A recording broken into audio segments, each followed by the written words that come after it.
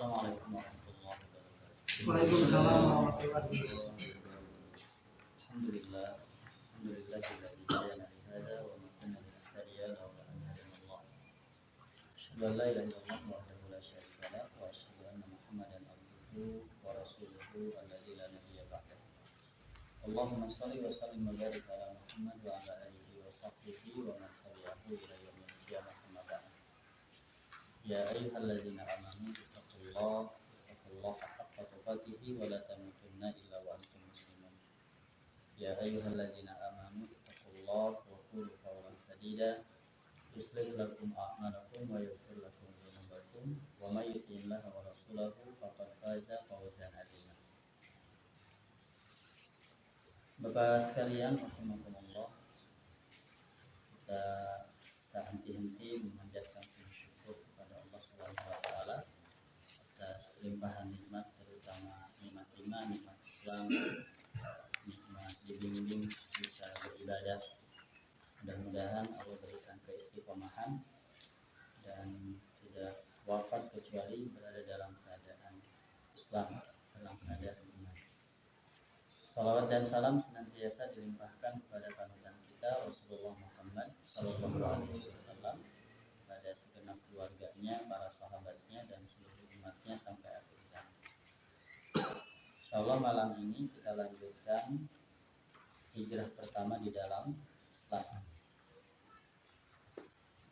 Ketika Rasulullah melihat penyiksaan kaum musyrik semakin bertambah keras, sedang beliau tidak dapat memberi perlindungan kepada kaum muslimin, maka beliau menganjurkan mereka untuk berhijrah ke Habasyah. Dipilih Habasyah itu karena saat itu Habasyah dipimpin oleh seorang raja yang adil, meskipun saat itu belum memeluk agama Islam, agama Nasrani. Sejumlah 80 orang lebih. Di sana ada Utsman bin Affan, ada Zubair bin Awam, ada Abdurrahman bin Auf. Di antaranya tokoh-tokoh yang ikut hijrah ke Habasyah. Ini ada hal yang menarik Habasyah ini, karena biasanya bahkan yang umum Habasyah itu diterjemahkan dengan Ethiopia, ya, negara di bagian Afrika. Dan Ethiopia itu negara yang hari ini kelaparan, miskin. Tetapi saya masih ingat ketika di Maroc itu tahun 2003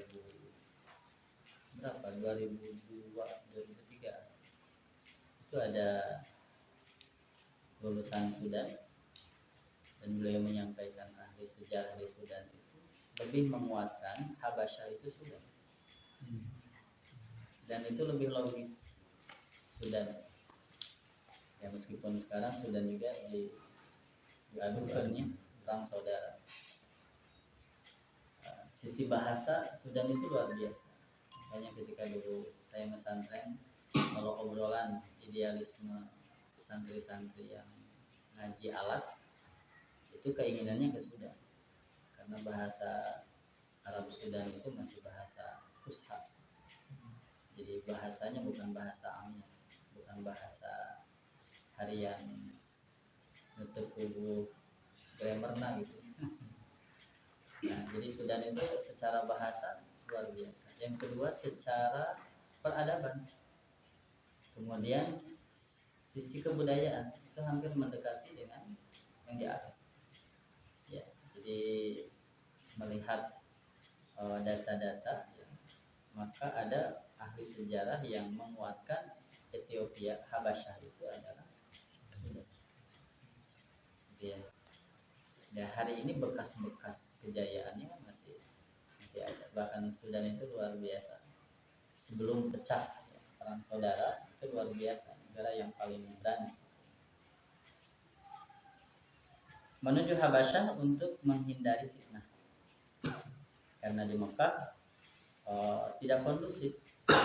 Setelah wafatnya Abu Thalib itu luar biasa mereka berani masuk kepada Rasulullah. Lari menuju Allah dengan membawa agama mereka. Jadi tujuannya adalah penyelamatan agama. Karena sebetulnya satu sisi menghindar dari fitnah, satu sisi menyelamatkan agama, tapi di sisi lain ini juga ujian karena tidak mudah untuk meninggalkan kampung halaman, meninggalkan keluarga. Jadi hijrah itu ya seperti saudara kandung kematian. Karena kita juga tidak tahu di tempat yang akan disinggahi oleh kita seperti apa. Jadi hijrahnya sendiri merupakan ujian. Di Mekah luar biasa ujian, tapi hijrah sendiri merupakan ujian.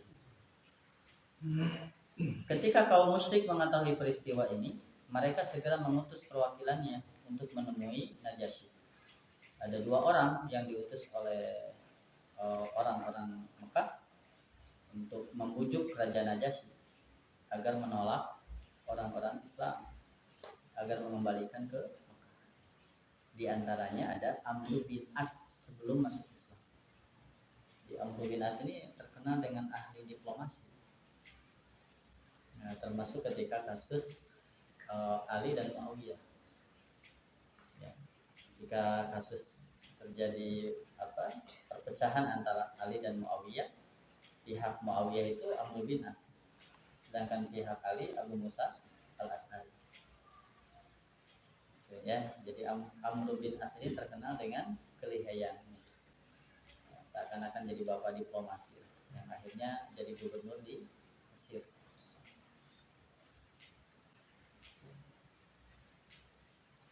Mereka mengutus perwakilan untuk menemui Najasyi dengan membawa berbagai macam hadiah. Ya, zaman bahula ya, zaman bahula. Oh, bawa hadiah. Dan yang pertama kali itu ya kebawahannya. Enggak langsung kemudian ke Raja Najasyi. Biasanya birokrasi kan sampai ke bagian. Jadi ini mah zaman bahula. Zaman bahula. Zaman ayeuna teh aya nya.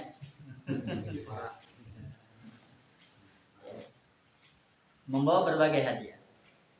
Mereka berharap Raja Najasyi menolak kehadiran kaum muslimin dan mengembalikan mereka kaum muslimin itu ke kaum musyrikin Mekah. Ya, perwakilan mereka datang 2 kali, hasilnya gagal mengembalikan kaum muslimin ke Mekah. Karena Raja Najasyi nggak bisa disogok. Raja Najasyinya nggak bisa disogok gitu, nggak dikasih hadiahnya, ditolak. Dan Raja Najasyi menolak mengembalikan orang-orang Islam itu ke kaum Quraisy.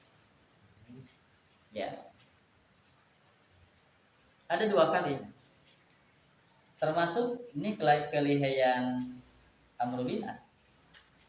Isu yang disampaikan itu, isu yang disampaikan karena umat Islam pengikut Rasulullah itu keluar dari agama syirik, tapi tidak juga mengikuti asal Najasyi.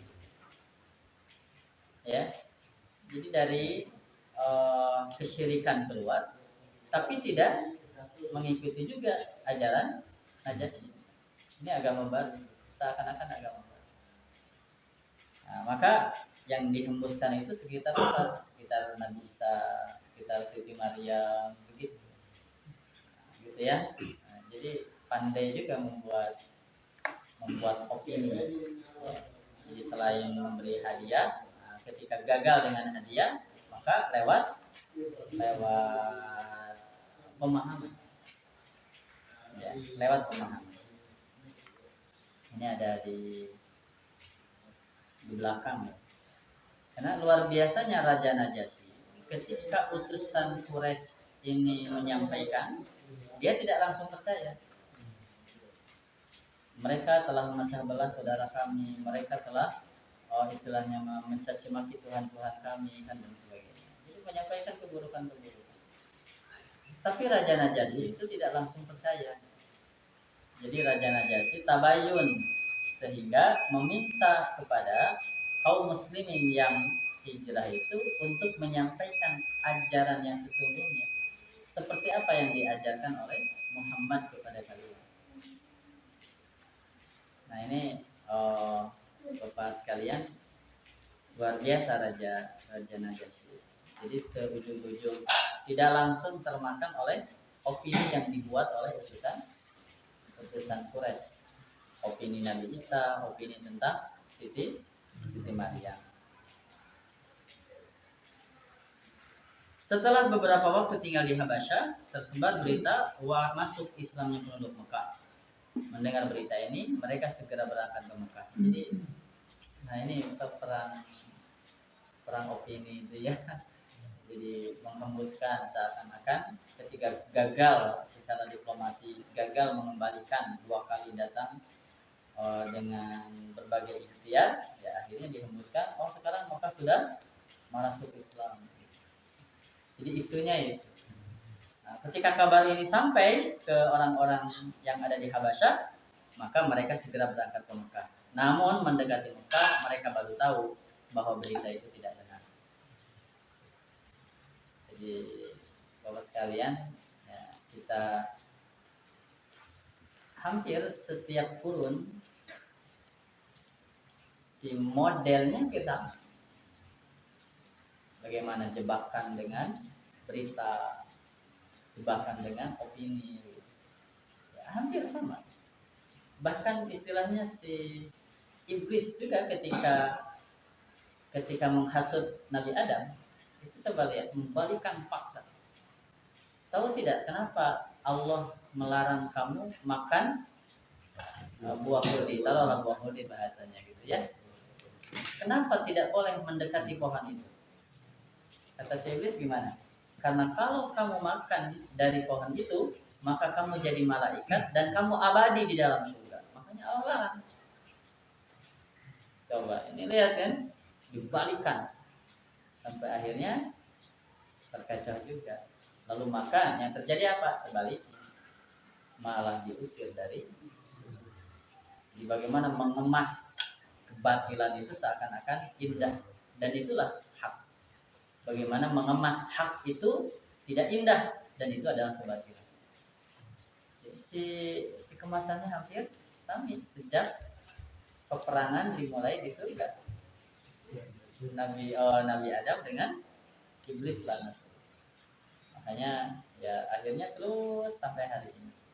Ya, karena memang si iblis juga sudah berjanji tidak akan membiarkan bahwa la ubuyannahum ajma'in. Aku akan menggelincirkan, menyesatkan semuanya. Sehingga ketika mendekati Mekah, mereka harus ada yang menjamin. Jadi kalau tidak ada yang menjamin, bahaya, jaminan keamanan. Maka tokoh-tokoh Mekah yang sudah punya hubungan baik itu yang kemudian dimintakan untuk menjamin keberadaan. Jadi masuknya itu Bapak sekalian tidak begitu masuk, tapi ada tokoh yang akhirnya menjamin keberadaan. Ya, nah karena ternyata beritanya tidak benar. Baik, yang pertama, pelajaran dari sini, kewajiban berpegang teguh dengan agama, menegakkan sendirinya dalam kehidupan sehari-hari. Hijrah diniatkan untuk menjaga agama, untuk menghindari fitnah terhadap agama. Bahkan kalau di satu tempat tidak bisa kita beribadah yang wajib, maka hijrahnya menjadi wajib. Dan jadi hijrah itu diniatkan untuk menegakkan agama. Dan agama ini, Bapak sekalian, menjadi sesuatu yang paling penting dibandingkan dengan dunia. Karena dunia itu hanya jadi sarana agar tegaknya agama. Maka ya sebetulnya menjadi sebuah keharusan menguasai dunia itu untuk tertegaknya sendi-sendi agama dalam kehidupan sehari. Baik itu berupa harta, berupa pendidikan, termasuk perpolitikan, seluruh unsur kehidupan. Karena repot juga ketika agama tidak dibentengi dengan dunia. Sebagaimana bahaya juga ketika dunia dikuasai, memiliki kekuatan dunia, teknologi luar biasa, tapi tidak ada agama. Jadi ketika membesarkan sisi duniawi, teknologi dibesarkan, lalu agama ditinggalkan, moral jadi tidak dijaga, karena yang menjaga moral itu hanya agama. Akhlak kita ya di agama. Cukup bagi kita bagaimana kaum Ad, kaum Samud, mereka luar biasa teknologinya, kekuatannya, kekuatan tubuhnya juga. Gunung disulap jadi istana, jadi apa tuh? Istana-istana megah. Gunung itu, batu itu disulap kan. Jadi luar biasa. Fir'aun dengan kekuatan tentaranya. Tapi ketika tidak ada agama, tidak ada akhlak, maka hancur. Nah, jadi bagaimana pentingnya agama ini sehingga tetap dijaga, dan ketika tidak bisa menyelamatkan kecuali harus berpindah, maka pindahnya itu jadi wajib. Nah, tapi Bapak sekalian ditambah juga bahwa sisi-sisi yang menjadikan tertegaknya agama itu juga menjadi wajib. Karena agama tidak akan tertegak ketika tidak ada dunia.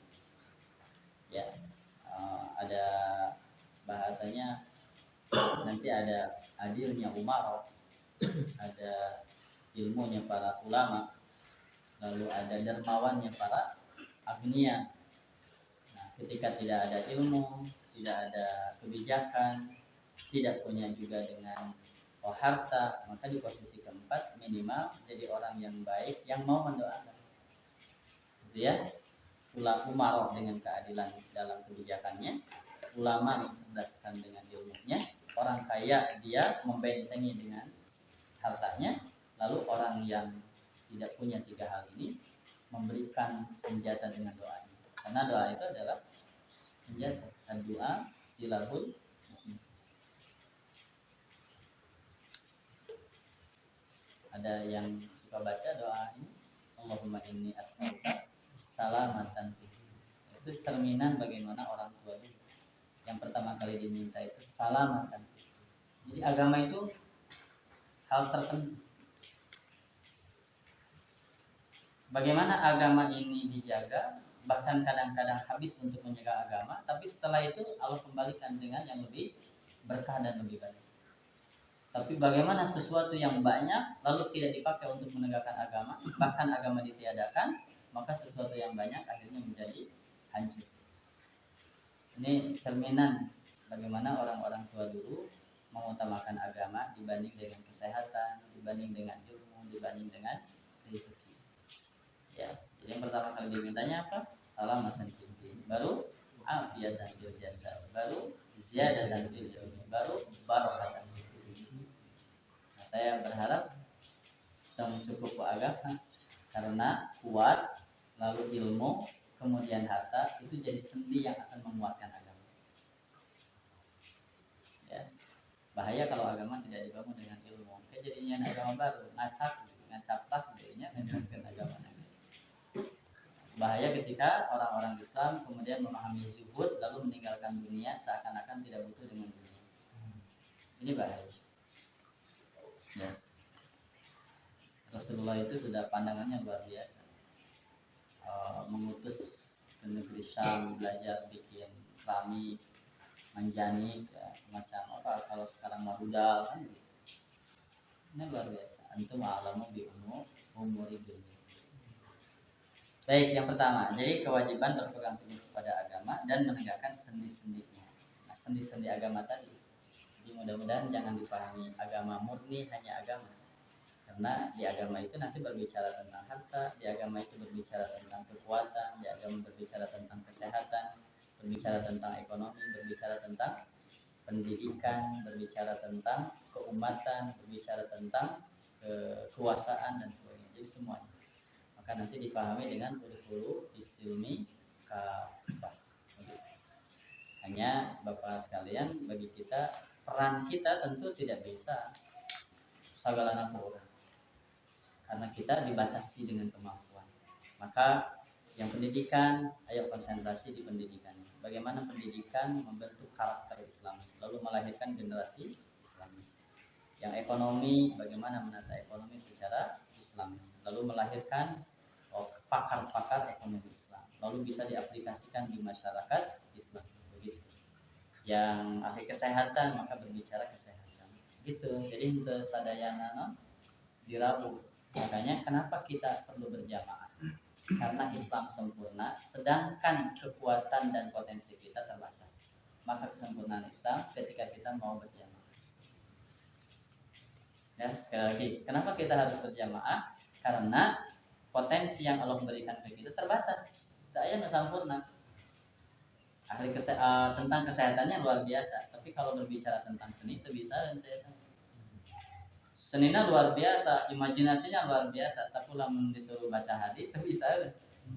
Dan baca Qur'annya luar biasa, enakeun gitu ya. Tapi lamun disuruh olahraga, najong oge coklok jeung sukuna. Begitu. Nah, jadi Bapak sekalian, ini yang harus disadari. Gak bisa kita ini kemudian sendiri-sendiri. Maka berkumpullah dengan keahlian masing-masing. Sekali lagi, Islam ini sempurna. Seluruh unsur kehidupan itu sudah diatur oleh Islam. Sedangkan kitanya terbatas. Maka peran kita sesuai dengan potensi dari Allah. Yang di ekonomi, sok di ekonomi. Karena umat ini butuh. Yang pendidikan, sok di pendidikan. Yang senang dengan perpolitikan, sok di perpolitikan. Ya, yang senang di mana deh? Kesehatan, sok di kesehatan. Lalu berkumpul. Yang kedua, penolakan Raja Najasyi terhadap perwakilan Mekah setelah mendengar jawaban Ja'far bin Abi Thalib tentang Nabi Isa. Nah, ini menunjukkan adanya titik persamaan antara prinsip Nabi Muhammad dan Nabi Isa. Perkataan Raja Najasyi, apa yang engkau baca dan apa yang dibawa oleh Isa sesungguhnya keluar dari pancaran sinar yang satu sama. Di belakang itu, Pak, bagian belakang. Ya. Ini utusan Quraisy ada dua orang ya, Amr bin As dan Abdullah bin Abi Rabi'ah. Amr bin As akhirnya nanti masuk Islam. Ini ketika Ja'far ditanya tentang agama. Karena kan isunya mereka itu orang-orang murtad ya. Dari nenek moyangnya sudah berbeda ya, bahkan mencaci maki Tuhan-Tuhan mereka, memecah belah persatuan mereka dan sebagainya ya. Nah, kemudian tapi tidak juga ikut kepada Yahudi atau Nasrani. Ya. Maka ini jawaban Ja'far. Dulu kami pemeluk agama jahiliyah. Kami menyembah berhala-berhala, memakan bangkai, berbuat mesum. Ya. Dulu itu dikenal si perempuan itu bisa dipakai sahabat poliandri. Jadi kalau mau geus ngalahirkeun dikumpulkeun tah. Kamu aya 10 kumpulkeun 10. Nanti bisa si perempuan itu nunjuk. Nah, anu ditunjukkan teh menolak. Kamu bapakna. Gitu ya. Nah, atau nanti dihadirkan ahli sekarang mah genetika gitu. Dihadirkan ahli. Jadi ka saya mirip nah. Kalau ditunjuk. Gitu. Jadi kata Ja'far dulu itu berbuat mesum, memutuskan tali persaudaraan. Fanatisme kesukuan itu luar biasa. Menyakiti tetangga dan yang kuat memakan yang lemah, makanya ada perbudakan. Sedangkan ketika Islam itu hilang. Hingga Allah mengutus Rasul yang kami ketahui nasabnya, kejujurannya, amanahnya, kesucian dirinya. Beliau menyuruh kami mengesahkan Allah dan menyembahnya, meninggalkan sesembahan dulu, berkata jujur, melaksanakan amanah, menjalin hubungan kekerabatan, berbuat baik dengan tetangga. Nah ini jawabannya. Jadi jauh sekali berbeda dengan isu yang dibawa oleh utusan Quraisy. Ya maka ini pelajaran juga Kang Orang bagaimana jangan mudah mengambil informasi tanpa tabayun. Gitu. Comot-comot kan. Ya masing-masing saluran kayaknya sudah memiliki orientasi kan gitu ya kan. Maka mudah-mudahan kalau bahasa saya itu benteng terakhir kita itu jadi hati kita ya. Maka mata bisa ditipu dengan senyuman yang semu juga baraga ya. Telinga bisa digiring dengan opini yang masif terus-terusan, akhirnya termakan. lalu akal bisa disesatkan dengan narasi yang kelihatannya logis, ya. Nah, sedangkan hati, kalau benar kita biasa ibadah ke Allah. Karena kalau iman yang benar, ibadah yang benar sesuai dengan sunnah, selalu bersungguh-sungguh dalam ibadah, gak mungkin Allah biarkan kalau dia minta. Maka akan muncul halawah wa nur, ada manisnya iman, ada nur cahaya yang Allah jadikan bimbing, sehingga dengan nur itu bisa dia menentukan mana yang baik dan mana yang buruk. Itu dari tiga, dari iman yang benar, dari ibadah yang benar sesuai dengan sunnah, lalu kemudian ada mujahadah, kesungguh-sungguhan terus membina diri dengan iman dan ibadah. Maka kata Rasul, istabti qalbaka, tanyakan hati. Ya, terakhir itu di sana, tanyakan. Lalu, nah ini pembicaraan pertama. Nah, pembicaraan kedua beralih ke serangannya lewat menyerang Nabi Isa, karena tidak mengakui Nabi Isa gitulah. Isunya kan Nabi Isa sebagai Tuhan, tidak mengakui apa yang diturunkan kepada nabimu tentang Isa. Nah, itu kan dibacakan surah Maryam. Lalu berkenaan dengan Nabi Isa, Ja'far itu mengatakan, menjawab sesuai dengan apa yang Nabi kami jawab. Isa adalah hamba Allah, Rasulnya, ruhnya, dan kalimahnya yang disampaikan kepada Maryam, sang perawan suci. Maka jawaban ini memuaskan Raja Najasyi. Kesimpulan Raja Najasyi di sini bahwa apa yang diturunkan kepada Muhammad dengan apa yang diturunkan kepada Isa itu dari sumber yang satu. Kalaupun ada beda, hanya sebesar lipih saja. Ini menunjukkan bahwa dakwah para nabi itu satu. La ilaha. Dakwah para rasul dikawit Nabi Nuh hingga Nabi Muhammad itu la ilaha. Jadi nggak mungkin. Makanya Rasulullah itu ya episode terakhir dari dakwah kepada manusia, maka dijadikanlah syariatnya sebagai syariat terakhir. Setelah Nabi Muhammad tidak ada lagi syariat. Sama pokoknya, ani'budullaha wajtanibut taghut, agar beribadah kepada Allah, menjauhi taghut. Ya, agar beribadah. Nah, kembali bahwa perkataan Raja Najasyi ini menegaskan juga kesinambungan dakwah dan kesamaan dakwah antara Nabi Isa dengan Nabi Muhammad Shallallahu Alaihi Wasallam. Bahkan kalau baca surah As-Saff, Nabi Isa sendiri sudah berwasiat, ya Bani Israila, inni Rasulullah ilaikum musaddiqan lima baina yadayya minat Taurah wa mubasysyiran bi rasuli ya'ti min ba'di ismihi Ahmad.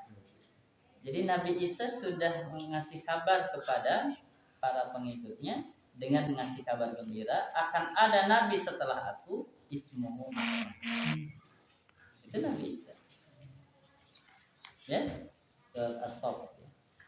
Nah, begitu juga dengan Nabi Musa alaihissalam. Sifatan-sifatan Nabi, ciri-ciri Nabi itu sudah ada di dalam Taurat. Maka ketika Rasulullah diangkat menjadi Rasul, siapa yang pertama kali diharapkan untuk menjadi penolongnya? Ahli kitab. Kenapa ahli kitab? Karena ahli kitab sudah kenal dengan Nabi. Dari mana? Dari kitab. Tapi yang terjadi sebaliknya. Malah yang diharapkan jadi pembela, jadi musuh utama. Yang tidak, istilahnya yang tidak diduga-duga, orang Arab yang keras bari jauh dari kitab, maka disebut kaum ummi. Karena selama ini kitab banyak turunnya di Bani Israel, Palestina. Begitu, ya. Justru kaum Arab itulah yang menjadi pembela Rasulullah Shallallahu Alaihi Wasallam. Ya. Yang ketiga, bila diperlukan kaum muslimin diperbolehkan minta perlindungan kepada non-muslim selama tidak membahayakan dakwahnya, tidak mengubah sebagian hukum agama atau menghalangi nahi munkar. Rasulullah dalam jaminan Abu Talib. Tapi ketika Abu Talib mengatakan, aku didatangi oleh tokoh-tokoh Quraisy memohon Muhammad untuk berhenti dari dakwahnya. Ya. Kalau Abu Talib memohon untuk berhenti dari dakwah, maka Rasulullah, aku ambil jaminan itu, aku lepas dari jaminan itu. Kan begitu. Jadi selama ini ketika berada dalam jaminan Abu Thalib, orang-orang tidak berani mengintimidasi, tidak berani sampai ke fisik Rasulullah Shallallahu Alaihi Wasallam. Tapi ketika Abu Thalib menyampaikan seperti itu, Rasul ya kalau Abu Thalib istilahnya mau memaslahkan atau melarang dakwah, Rasul ambil jaminan. Tapi tidak demikian. Abu Thalib itu luar biasa ketika melihat kegigihan Rasulullah. Demi Allah, seandainya mereka menyimpan matahari di tangan kanan, menyimpan bulan di tangan kiri, untuk aku tinggalkan dakwah ini, aku tidak akan tinggalkan. Sampai dua, ya, satu, aku menang mulia dengan kemenangan dakwah, atau aku syahid dengan kematian di dalam dakwah. Nah, melihat kegigihan itulah Abu Thalib, maka dia menjadi benteng sampai wafatnya. Tapi sampai wafatnya Abu Thalib tidak masuk Islam. Ya, sampai wafatnya Abu Thalib tidak masuk Islam. Ada memang Pak sekalian hikmah juga luar biasa, sehingga tidak ada celah orang-orang yang mau menghancurkan Islam dari sisi pemikiran, seakan Rasulullah itu istilahnya jadi anak ideologis Abu Thalib. Karena selama ini kan Abu Thalib yang membentengi. Ketika Abu Thalib tidak masuk Islam itu luar biasa. Jadi tidak ada celah. Karena Abu Thalib sendiri berbeda keyakinan. Ya. Jadi bila perlu boleh. Jadi kita pernah bahas tentang hijrah, bagaimana Rasulullah ketika hijrah dari Makkah ke Madinah. Pernah? Meskipun di sini belum. Ketika Rasulullah hijrah, yang diambil sebagai guide jalan itu Amir bin Fuhairah.